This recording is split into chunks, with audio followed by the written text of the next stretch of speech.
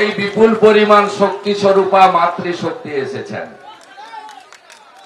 এরাই তোলামূলকে ঝাঁটা দিয়ে ব্লিচিং ফিনাইল দিয়ে পরিষ্কার করবেন।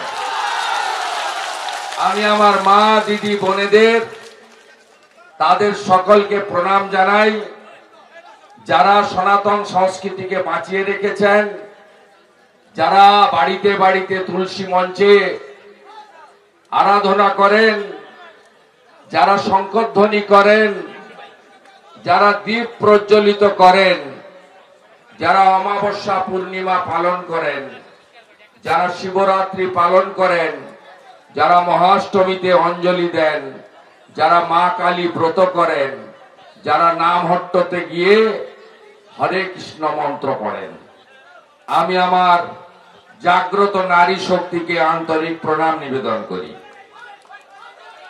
আমার সংখ্যালঘু যারা এসছেন রাষ্ট্রবাদী, তাদেরকেও শুভেচ্ছা জানাই, অভিনন্দন জানাই।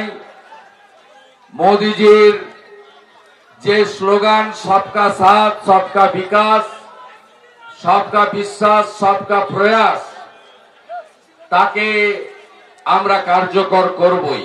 কয়েক মাসের লড়াইতে আপনাদের কেসে কেসে জর্জরিত করেছে, চোরাগোপ্তা আক্রমণ করেছে।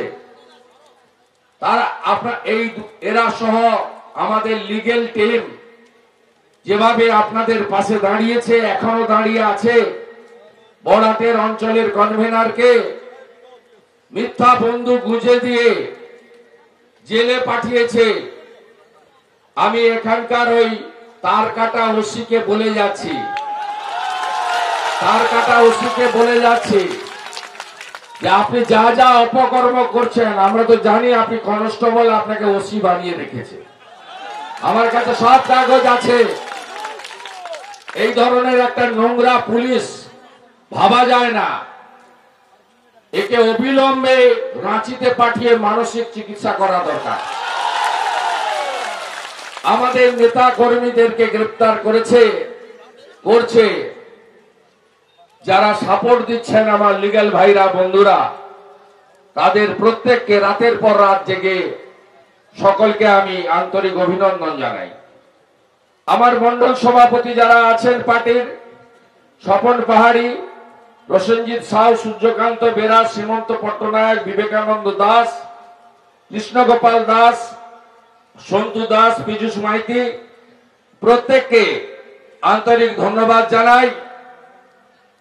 এই আজকের এই যে বিরাট সমাবেশ, এই সমাবেশে আপনারা প্রমাণ করেছেন যে পটাশপুরের মাটি মোদিজির ঘাঁটি, এখানে আপনারা পদ্ম ফুল ফোটাবেন। আপনারা সবাই জানেন তৃণমূল কংগ্রেস এই পটাশপুরে গত কয়েক বছর ধরে, বিশেষ করে 21 সালের পর থেকে সীমাহীন অত্যাচার করেছে বেছে বেছে বিভিন্ন এলাকায়। পঞ্চায়েতের নির্বাচনে আপনাদের এই এলাকায় সঠিকভাবে ভোট হয়নি। বড়াট গ্রাম পঞ্চায়েত সহ অনেক এলাকায় মানুষ নিজের ভোট দিতে পারেনি। এখানে গণতন্ত্র পদদলিত হয়েছে।